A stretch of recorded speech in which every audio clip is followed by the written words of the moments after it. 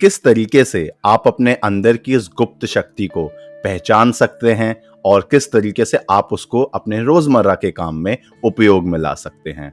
ऐसे कई लोग हैं कि जब वो कुछ सोच लेते हैं तो उसको पूरा करके ही मानते हैं। दोस्तों, ये जो मन है हमारा, ये बहुत ही शक्तिशाली है। ऐसी कई गुप्त शक्तियां हैं इसके अंदर। आपके इस मन की शक्तियां अलग अलग बातों में, अलग अलग चीजों में उलझी पड़ी हैं और बिखरी पड़ी हैं।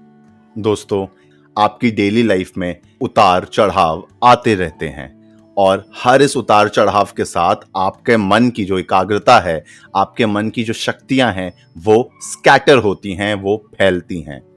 ऐसी ही दिक्कतें आपको ध्यान के वक्त भी आएंगी। आप जैसे ही ध्यान करने बैठेंगे, दुनिया भर की चीजें आपके समक्ष आने लगेंगी।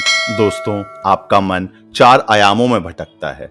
अगर आप इसे बैलेंस करना, अगर आप इसे संतुलित करना सीख गए तो आप कुछ भी पा सकते हैं। बस अपने आप पे भरोसा कीजिए, अपने मन की शक्ति पे भरोसा कीजिए और अपना लक्ष्य निर्धारित करके उसकी ओर बढ़ चलिए। कि आपको सबसे पहले एक लक्ष्य तय करना है। वो लक्ष्य आपसे पढ़ाई से रिलेटेड हो सकता है, व्यवसाय से हो सकता है, या आपके कोई पर्सनल रिलेशंस के बारे में हो सकता है। आपको सबसे पहले वो लक्ष्य तय करना है। तय करने के बाद आप एक पेपर पे उस लक्ष्य को लिख लीजिए।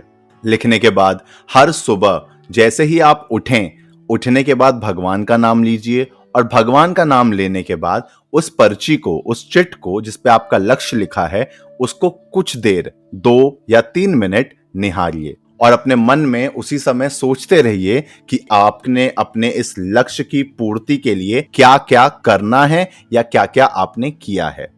यही सेम चीज आपको सोने से पहले भी करनी है। दोस्तों, जब कुछ दिन आप यही सेम चीज प्रतिदिन करते रहेंगे तो आपको यह महसूस होगा कि किस तरीके से आप स्टेप बाय स्टेप, एक एक करके अपने लक्ष्य की ओर बढ़ रहे हैं। ध्यान रखने वाली बात यही है दोस्तों कि बीज से पौधा तुरंत नहीं बनता।